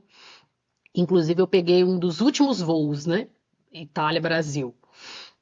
Então eu decidi, aí eu falei com ela falou, tá, então tudo bem. Ninguém estava esperando que a pandemia ia ser isso, né? Ela falou, sim, se chegar lá a gente resolve as coisas do visto de trabalho e tal. Então eu decidi vir embora, mas aprendi muito lá, fiz um curso pequeno e o outro online, trabalhei lá, teve essa oportunidade da Dolce Gabbana que eu aprendi muito, então eu falei, ótimo, fiz tudo que deu para fazer. Aí eu fui embora e aí começou a pandemia. E aí parou tudo. Eu lembro que eu conversei com ela, ela falou que ela ia ter que fechar a empresa por um tempo, foi aquela coisa toda, né? Depois que passou a pandemia, que demorou bastante, eu até conversei com ela, ela ainda estava interessada, mas aí eu pensei, acho que agora não é o momento, eu estava meio. Você acabou indo para os Estados Unidos. O que te fez escolher os Estados Unidos e não voltar para a Europa? Engraçado que quando eu morei na Itália, por mais que o meu italiano assim não era perfeito, nossa, sou fluente, não, mas dava para eu trabalhar, dava para eu me comunicar. Mas eu pensei, gente, o inglês aqui é tão importante. Na verdade, eu já tinha uma vontade de falar inglês, né? Mas para mim era uma barreira grande, porque eu nunca fui muito fã assim da cultura americana, sabe? Sempre gostei muito da arte brasileira, né? Teatro, cinema brasileiro. Então eu pensava, gente, eu não sei nada de inglês. Nada, vai ser complicado para mim, viu? Então, depois que eu cheguei no Brasil da Itália, foi um período bem difícil, mas mais uma vez, graças a Deus, eu tive apoio de muitos amigos. Eu trabalhei num ateliê, a gente quase teve que fechar. Por causa da pandemia, né, sem cliente e tudo mais, mas como éramos uma família, a dona de lá maravilhosa, falou com a gente, né, o seguinte, a gente não pode fechar as portas total, porque como que a gente vai viver se a gente não trabalhar? Nós vamos achar um jeito. Então a gente começou a produzir máscara, a gente produzia muita máscara, vendia muita máscara, e foi assim, até a pandemia acabar. Esse projeto de falar inglês é um pouquinho no stand-by ali, sabe? Não tinha lembrado dos Estados Unidos ainda não. Porque na minha cabeça eu já sabia que eu ia sair do Brasil de novo. Mas eu pensava assim, eu vou ver o que cabe no meu orçamento. Irlanda, vou ver. Austrália, talvez. Tem que ser algum lugar que fale inglês e que eu possa trabalhar. Na minha cabeça eu pensava, eu não vou passar esse aperto de novo, de não ter visto trabalho e não poder trabalhar, ou então ter que aceitar um lugar que o pessoal humilha as pessoas, porque tem muito Super. isso. Inclusive, eu passei por uma situação aqui, depois eu conto para vocês aqui no país. Então, assim, tem muito isso. Então, a gente tem que ficar atento a isso, sabe? Porque a gente estudou, a gente gasta dinheiro com curso, com tudo, então ninguém merece ficar num lugar que você não é respeitado. Então, eu pensei, então eu vou procurar um lugar que seja um intercâmbio de trabalho e estudo, e aqui, pelo menos naquela época, eu não via intercâmbio de trabalho e estudo, era só de vir estudar mesmo. Eu acho que tinha, mas eram alguns mais limitados, tipo de au pair e de trabalhar em estação de esqui. Não tinha como eu ligar isso à moda. Aí eu ficava meio assim, falava, estava fazendo curso de inglês, para mim funcionou super aula particular online, que era o que eu fazia. Curso de inglês no geral, assim, das escolas de inglês que tem no Brasil, não estava funcionando para mim. Eu percebi na Itália também que cada um, quando eu fui para a Itália e falei italiano, claro, eu pensei que cada um tem um método de aprendizagem. Mas um professor particular tem diferentes métodos, né? Eu já fiz aula particular com uma professora que gostava de seguir mais o livro. E agora eu tô fazendo aula com um professor que ele caminha pela cidade e conversa comigo em italiano. Oh, que E legal! eu tô assim, uou, isso é muito novo, isso é muito legal. Imagina a gente caminhando por uma capital da moda e conversando em inglês. Nossa, Fazendo um amei, Fashion Vocab Talks em inglês. Que massa que amei. seria. Um dia a Depois gente você vai me fazer conta isso. mais Um dia sobre. a Ai, gente que vai legal. fazer. Um dia a gente vai fazer isso, Yasmin. Nossa, eu amei. Vamos começar a ir por Nova York. Nossa, eu adoro métodos de ensino diferentes. Amei. E nesse meio tempo eu trabalhei em outra marca de luxo, consegui a vaga, tinha aplicado para a vaga de modelista, mas mais uma vez você não tem muito tempo de experiência. Mas assim, você trabalhou na Itália, né? Mas assim, eu vou conversar aqui com a dona e tudo mais, mas assim, você pode começar como pilotista, porque você tem mais experiência e, Mas como e assim? Eu não entendi, porque pelo que você me contou até agora, parece que você já tinha experiência suficiente como modelista. Mas eu acho que é a idade, eu não sei não sei qual barreira que Sim, sim, precisa. sim. E eu Ou às também nunca. vezes eles só usam essa desculpa porque eles precisam mais de precisavam mais de uma pilotista do Uhum, que uma modelista. Então eles tentam ali, né, jogar com o que eles têm no teu currículo, né? sim, também é. Ah, eu acho que porque também eu nunca fiquei 5, 10 anos num lugar trabalhando. Eu acho que eles gostam muito disso e minha cabeça é um pouco diferente em relação a isso, porque eu acho que você pode ficar o tempo que você precisar, mas assim, você tem que ficar enquanto você está aprendendo. Não está aprendendo mais, meu filho? Tchau. Então talvez seja isso também. Mas aí ela me falou, né? Eu gostaria que você começasse como pilotista. Eu falei, não tem problema, porque, como eu te falei, pilotista você aprende muita coisa de modelagem. Então eu falei, não tem problema. Comecei como pilotista. Quando eu entrei, eu percebi nessa marca que ia ser difícil eu entrar para modelagem, até porque muitas pilotistas que trabalhavam ali queriam ser modelistas, mas eu continuei ali na minha chefe, falando no ouvido dela, como sempre pedindo, ajudando, tentando ter mais contato com a modelista para aprender mais com ela. Foi aí também nessa época que eu comecei a aprender mais sobre o 3D. E eu conversava com o pessoal que fazia mapa, né, que mapa dos moldes, o pessoal que fazia, nossa, eu esqueci em português como é que fala. O pessoal que fazia o mapa Encaixe. o encaixe, isso. O pessoal que fazia o encaixe, essa é uma outra área também que é muito interessante, né? Então eu aprendi muito com eles lá, o pessoal. Eu tava sempre assim, dava o horário de almoço, eu ia lá. Posso ver você trabalhando? Então eu tava sempre tentando entrar, né? Aí eu pedia a minha chefe, pedia ela para fazer, ela não deixava. Aí um dia eu falei com ela, deixa eu fazer só um ou dois modelos para você ver. Eu posso fazer no horário de eu ir embora aqui, não precisa me pagar, é só para você ver como é que eu trabalho. Ela falou, tá, eu vou te dar 3 modelos, então é só a última chance, tá? E também porque a modelista vai entrar de férias. Se você não for bem nesse modelo, para de me pedir isso e continua trabalhando com a pilotagem. E aí eu fiz esses 3 modelos, ficaram muito bom. E ela ficou impressionada, ela falou, uai, nossa, mas... Nossa, tipo assim, eu acho que ela achou que teria mais erros, né? Aham. No molde, mas ela ficou impressionada.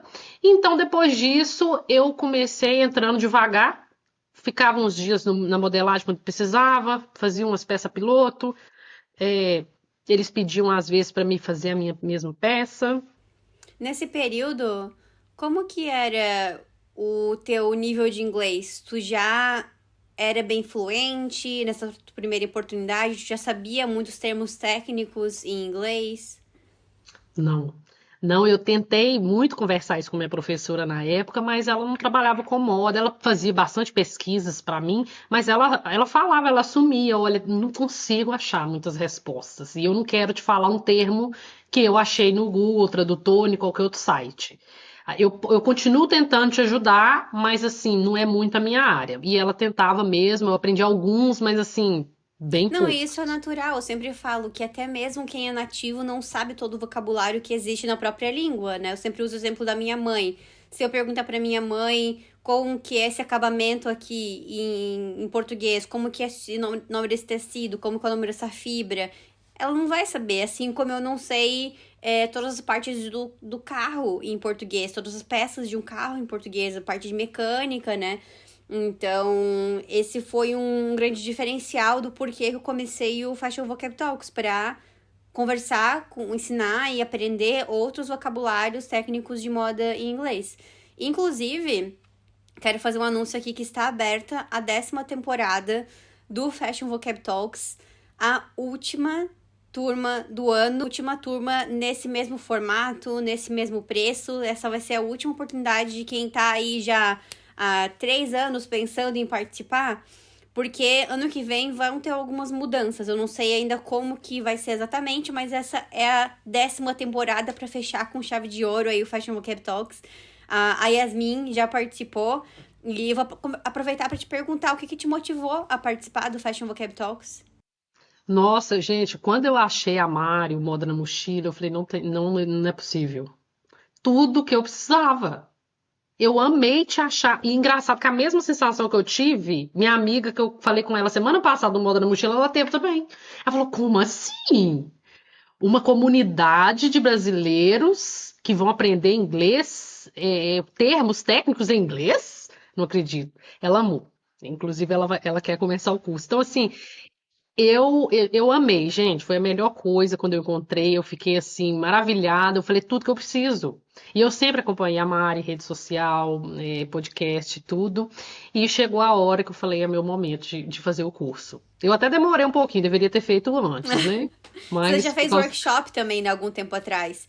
E fiz. qual foi a coisa que você mais gostou de ter participado do Fashion Vocab Talks? Eu gosto muito de interagir com as pessoas, saber as experiências das pessoas e tudo mais. É, e aprender os termos técnicos de regiões diferentes também, né? Porque a gente não fala só aqui, só lá no curso do inglês americano. A gente tem outros termos também, né? Do Canadá e de outros lugares. E aprender também sobre a experiência das pessoas. Eu gostei muito de ver o desenvolvimento de todo mundo, inclusive o meu, na aula. No início a gente pode perceber que estava todo mundo um pouco tímido, depois todo mundo se soltou, porque a gente fica muito à vontade. Então, assim, eu amei, já vou fazer outro, com certeza. Ah, que ótimo, que bom saber que tu vai participar da 10ª temporada. Muito legal. Eu fiz uma lista aqui de termos em inglês que você foi falando durante o episódio. Acho que a gente pode falar disso antes de falar sobre o teu capítulo, finalizar o teu capítulo dos Estados Unidos, né? Que não chegou ao fim, é um capítulo em construção, né? Mas o primeiro termo que eu anotei foi tailor, né? Que é uma das suas profissões. Vamos falar sobre a tradução do termo tailor? Uhum. Não é Taylor Swift, gente, é Taylor com I. Sim, sim. Então, o termo Taylor aqui, ele, graças a Deus, ele é bem familiar com o do Brasil, porque é alfaiate mesmo, e tem o termo Taylor aqui, como alfaiate, e seamstress, como costureira. Então, eles também têm essa diferencinha aí que a gente falou lá no início, né? De costureira, de alfaiate, não é todo mundo que usa o tailor.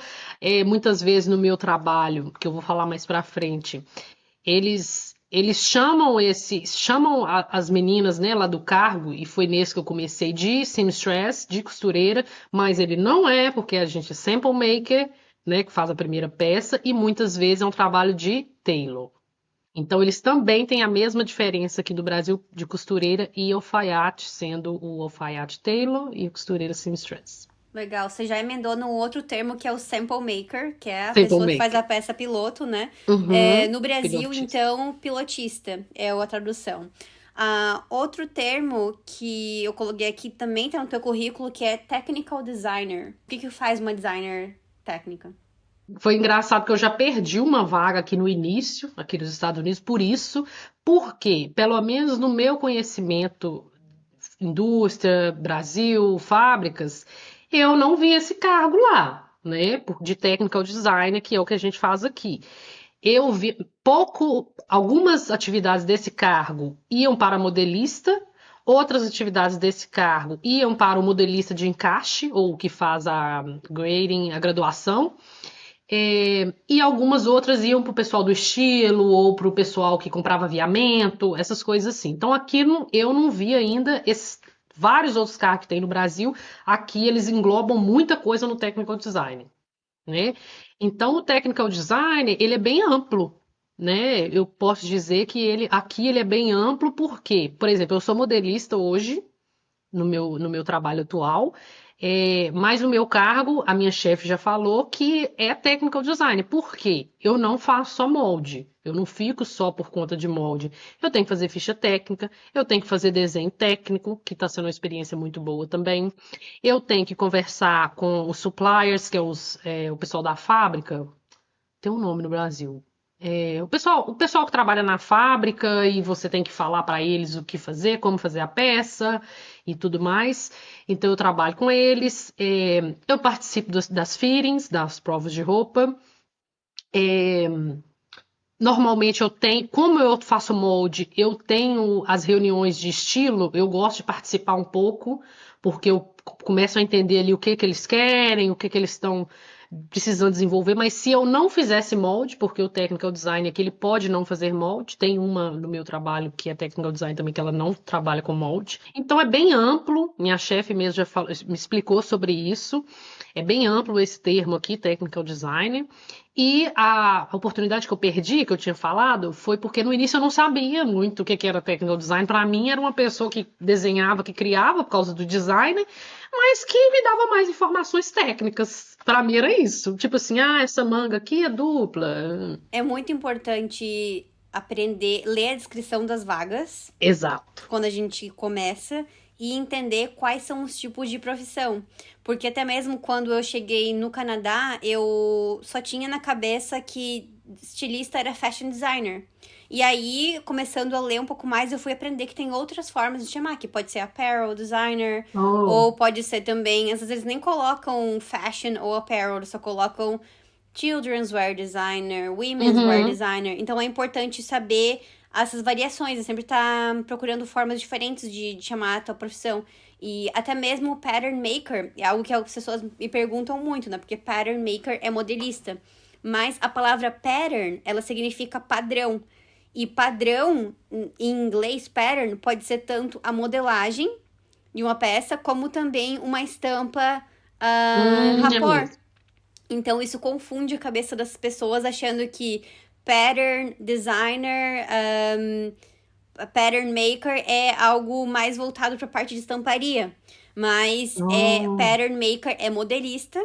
E aí, as formas que eu vejo mais comum de chamada da pessoa que faz a estampa é print designer, ou textile designer, ou surface designer. Então vai depender do qual país que você tá também. Mas, de modo geral, pattern maker é modelista. Isso. Essa vaga que eu perdi era uma oportunidade muito boa, mas eu também não fico muito. Eu devia ter feito isso. Eu fiz o que deu na época para conseguir, e era uma vaga de technical design. Eu tinha lido várias vezes, eu tinha pesquisado da marca, eu tinha lido tudo, nossa, eu entendi tudo, e eu falei assim, vou aplicar. E passei pelo processo seletivo. Na hora da entrevista, ela me perguntou assim: você já trabalhou como technical design? Ela falou assim, eu vi aqui no seu currículo, não tem esse título, mas se você já trabalhou e você não pôs aqui, tipo assim, né? Eu falei com ela, não, nunca trabalhei como técnico designer, não, eu sou modelista, eu sou pattern maker. Aí ela, pattern maker, nunca trabalhou, então, como técnico designer. Aí eu falei, não. Aí ela me tirou do processo seletivo, fui Mas assim, eliminada. eu vou te falar que eu acho que a tua trajetória é brilhante, não acho que uma experiência dessa fez falta no teu currículo, na tua trajetória.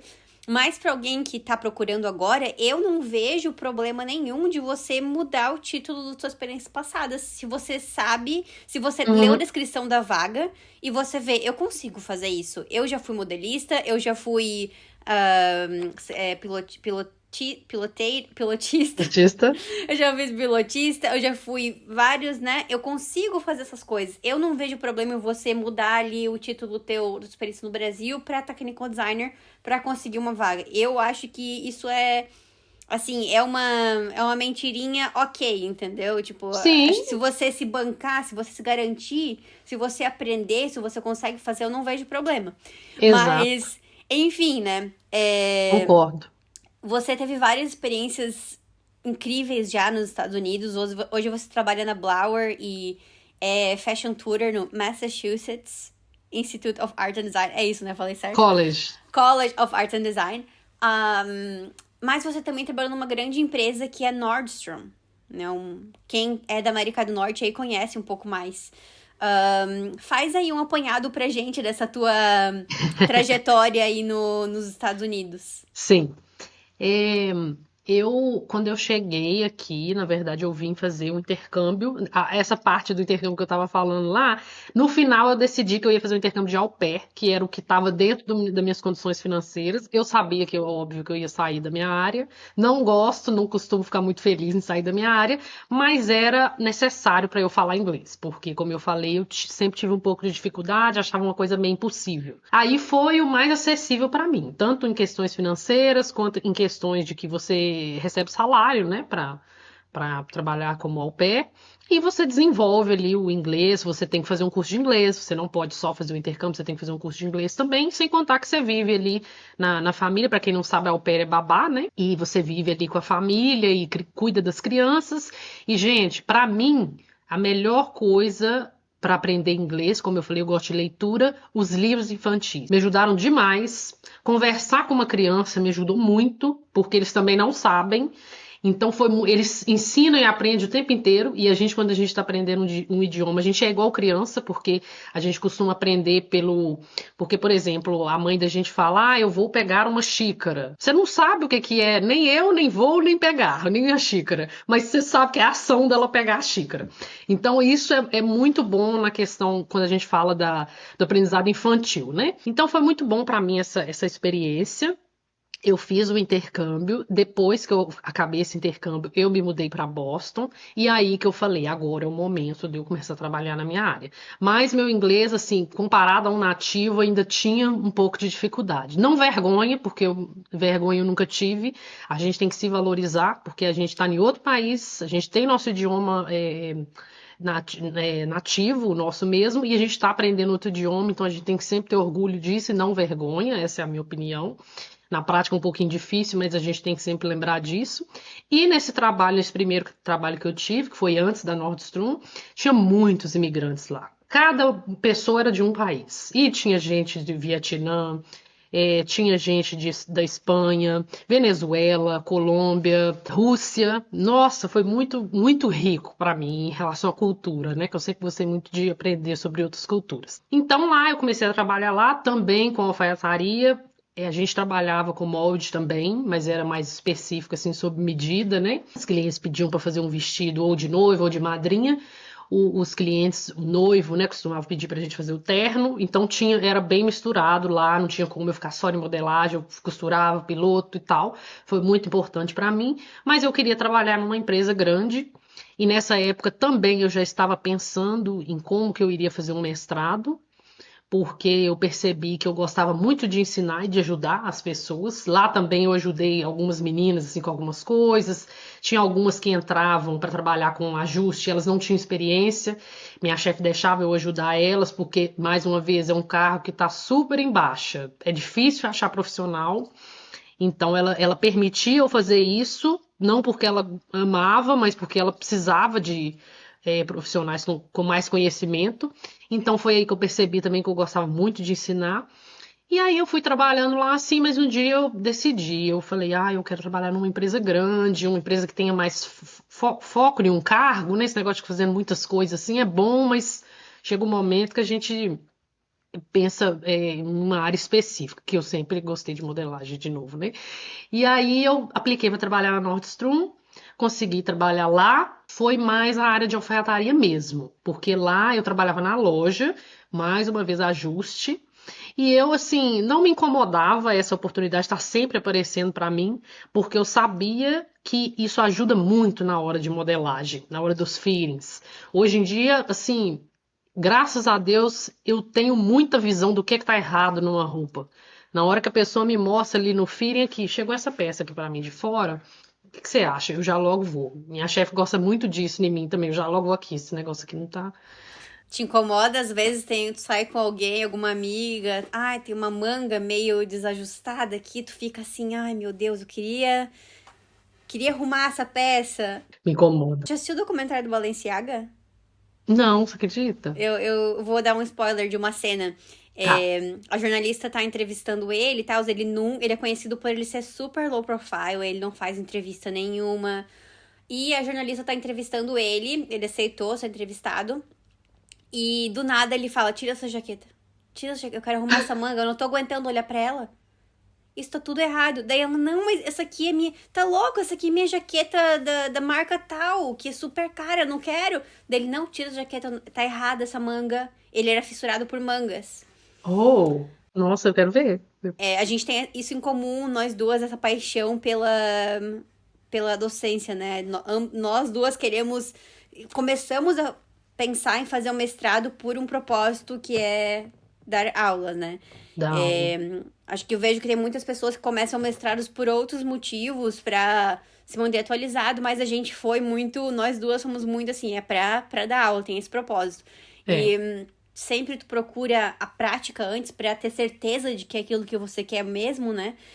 Como que você conseguiu essa oportunidade pra ser professora na Massachusetts College of Art and Design? Eu já tinha certeza ali que eu queria ensinar. Eu pensei, gente, eu quero ensinar, mas nossa, como que eu vou fazer um mestrado numa universidade americana? Eu já sei que é muita exigência que eles pedem. Nossa, eu acho que será que eu vou conseguir? Meu Deus. Aí eu fiquei pensando, eu falei, gente, quando a gente tá assim, com dúvida, sem saber, você tem que pesquisar. Né? E pesquisa, ela abrange muitas coisas. É você conversar com alguém, é você ouvir um podcast, é você entrar no site, é você perguntar a alguém que está andando na rua. É muito amplo. Não adianta a gente ficar só no computador ali, ai, é isso, isso, isso.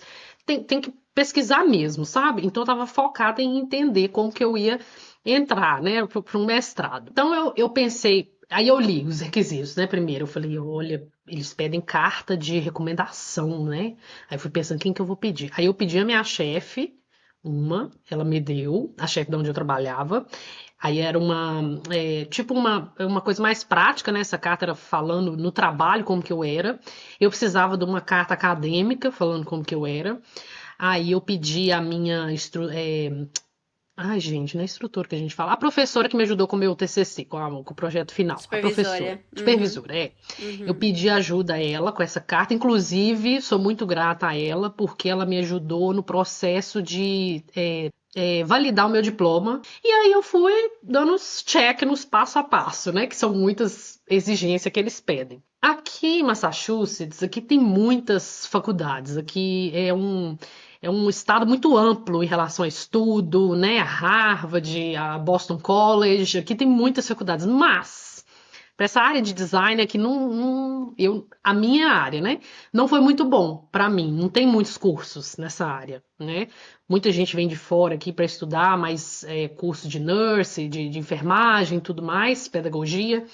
Mas essa área de design, para mim, eu não achei muito. Então eu pensei, eu acho que não vou poder estudar em Boston.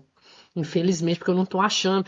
Aqui vou falar, tem muitas faculdades de moda, mas é mais voltado para marketing, história da moda, textile. MIT tem uma coisa de moda e tecnologia?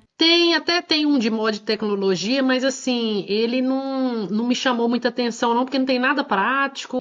Inclusive, eu pensava, como eles pedem muita experiência não, muito histórico, né? Não vou nem falar experiência, mas histórico para você entrar no mestrado de moda aqui, histórico profissional. Eu não tenho experiência em outra coisa. Minha parte sempre foi prática e modelagem, e costura. Perigoso eu nem consegui entrar, porque business, por exemplo, não tem nada, não sei nada de business. Eu pensei, e além disso, é muito caro, como que eu vou gastar com uma coisa que não é? Aí eu lembrei lá da Itália, eu falei, nossa, eu neguei um curso que não tinha a ver com a minha carreira. Um curso muito bom, né? E por sinal, mas E foi a escolha então, certa. foi a escolha certa. Então eu preciso fazer a mesma coisa que eu não posso desistir do que eu quero só porque talvez eu vou ter que mudar de estado, né? Então aí nesse meio tempo, com pesquisa aqui, pesquisa ali, eu trabalhava na Nordstrom, muito bom também, aprendi muita coisa lá. E aí, mas também era um horário muito difícil, né, de trabalho. Eu falei com a minha chefe que não estava conseguindo estudar com aquele horário e por isso eu ia sair. Aí eu saí, voltei a trabalhar nesse ateliê que eu trabalhei no início e comecei a focar mais no mestrado. Agora eu vou começar minha inscrição, vou decidir aonde que eu vou estudar, né? E foi aí que eu achei a SCAD, Savannah College of Art and Design. E eu pensei, gente, essa faculdade é tudo para mim, porque é a prática, tem tecnologia. Eu estava com dificuldade de achar um mestrado de moda e tecnologia, porque quando a gente fala de moda e tecnologia, parece que eles ainda não estão 100% focados em uma coisa mais prática, sabe? Voltada para o 3D, voltada para CAD, voltada para sustentabilidade também, menos gasto de tempo e dinheiro. Não achei nada que ligasse a isso, não, sabe? Quando fala de moda e tecnologia, é mais uma coisa ali de talvez uns processos criativos com mais tecnologia, e fiquei muito feliz quando eu achei. Falei, nossa, olha, essa faculdade é um sonho. Porque a SCAD, assim, comparar, eu gosto muito de falar isso, né? Mas totalmente amador eu falar isso, porque eu não tenho muita ideia de proporção. Mas a Harvard aqui em Cambridge, ela é muito grande, gigante, é uma cidade da Harvard. E para mim, da minha visão, a SCAD é assim, Savannah, né? É a cidade da SCAD. Então eu achei emocionante. Fui visitar lá e confirmei tudo que eu pensava. Entrei no processo seletivo, passei por todas as etapas. Eu acho que eles gostaram muito do meu currículo, da minha experiência profissional. Eu acho que por isso também que eu consegui, que eu fui aprovada, né? Consegui fazer a matrícula e eu ganhei bolsa de estudo também, que não é fácil ganhar na SCAD, bolsa de estudo, mas eu ganhei uma por mérito, tipo, como se fosse mérito profissional, a outra mérito acadêmico, que as minhas notas sempre foram boas nos cursos que eu fiz, eu tive que mandar tudo para eles, as notas. E ainda vou tentar outra bolsa também, né? Quando eu começar a estudar, porque essa tem que começar a estudar primeiro, para me ajudar, porque é caro, não é barato, mas eu sempre estou ali achando um jeito de fazer, né? Achei demais, como eu falei, a tua trajetória, teu capítulo Estados Unidos tá só no começo, né? Incrível a tua trajetória. Tem alguma coisa que você aprendeu sobre si mesma nesse processo de recomeçar como imigrante aí nos Estados Unidos? Eu acho que essa questão do aprendizado foi muito importante para mim aprender, porque eu acho que cada um tem um método de aprendizado, a gente não tem que se comparar a ninguém. Cada um tem um processo, tem gente que aprende inglês com 1 ano, outros é 10 anos, então a gente não pode se comparar a ninguém, né? No meu caso, como eu falei, antes eu não tinha tanto interesse para a cultura americana, agora eu tenho, claro, né? Eu moro aqui. Então, assim, o meu start não foi por filme e série, foi por livro infantil, desenho infantil, e assim eu continuei seguindo. Agora eu assisto as minhas séries, agora eu ouço as músicas, agora eu tô gostando mais, entendendo mais e tudo mais. Então a gente não pode se comparar com ninguém, nem ficar triste e chateado se alguém não tá entendendo o que você tá falando. Até hoje, no meu trabalho, às vezes eu falo alguma coisa, minha chefe não entende. Eu falo, espera um minutinho, que eu vou olhar a tradução. Ela sabe que eu não sou daqui. Como que eu vou falar igual ela? Ela nasceu aqui. Então, a minha obrigação é falar a minha língua bem, porque foi onde eu nasci. Agora, outra língua, eu tenho que falar bem porque eu moro e trabalho aqui, mas é com o tempo. Então, assim, eu acho que a gente tem que estar bem ciente disso, não ter vergonha de perguntar, não sei o que que é isso. Não, não entendi o que você falou. Tem e-mail que eu mando, não entendi. Perfeito. A gente que é professor já entendeu, né? Que ser professor é um eterno aprender e ensinar. Aprender, ensinar, ensinar, aprender enquanto tá ensinando, né? Incrível. Sim, Yasmin, muito obrigada por ter compartilhado a trajetória. É incrível. Até fiquei aqui mais além do tempo conversando contigo, porque tá muito bom te ouvir. Já anotei várias coisas aqui legais de insights para próximos episódios por conta dessa conversa. Então, muito obrigada. Todo o sucesso do mundo pra obrigada. ti. Espero que um dia a gente possa se encontrar nos Estados Unidos. Ai, obrigada, Mário. Estou muito feliz de contar um pouquinho da minha história. Eu acho que como parte dessa vontade, né, de ensinar o que eu sei e tudo mais, eu vejo com meus alunos da Mesarte hoje que assim a gente tem que ter foco, tem que ter persistência, muitas coisas não acontecem na hora que a gente quer, não desistir e principalmente não se comparar com ninguém. Uma vez um alfaiate me falou isso, eu carrego comigo até hoje. É uma frase um pouco pesada assim, mas ela serve para a gente acordar para a realidade. Sempre vai ter alguém melhor do que a gente no trabalho. Então você não se compare com ninguém, você está fazendo o seu melhor, você está fazendo o que você pode. A gente tem as nossas próprias experiências, que é muito validada aqui fora, né, como brasileiro. Muita gente aqui nem conhece o mercado, a indústria, eles não fazem a mínima ideia o que que é, como que é, e a gente tem esse diferencial, né, no Brasil, de ver os processos todos. Então eu acho que a gente tem que enfatizar nisso, e enfatizar nas coisas que a gente tem de bom, porque o inglês não é a minha primeira qualidade, não, eu não, como eu falei, eu não sou daqui, mas eu estou aprendendo, eu tenho que aprender para melhorar, mas não é a minha primeira qualidade, eu tenho qualidade muito melhor do que isso, né? Eu acho que a gente sempre tem que mostrar isso. E se um jeito não deu para você, eu estou querendo sair do país, não estou conseguindo, tenta olhar outro jeito, tem outros caminhos. Como eu falei no início, muitas vezes a caminhada não é reta. Ela faz uma curvinha ali, logo você volta para o caminho que você queria. Muito obrigado, Mari, pela oportunidade, Muito viu? obrigada a você. Um beijo e até a próxima. Beijo. Até a próxima. Pra quem fica até o final, comentem um emoji de... Escolhe um emoji aí que representa o episódio de hoje. Ah, aquele bracinho forte. Strong, forte. O bracinho forte, sabe aquele emoji do bracinho forte? Então comentem ali pra falar que você ouviu o episódio até o final. A gente quer saber quem é mochiler fiel,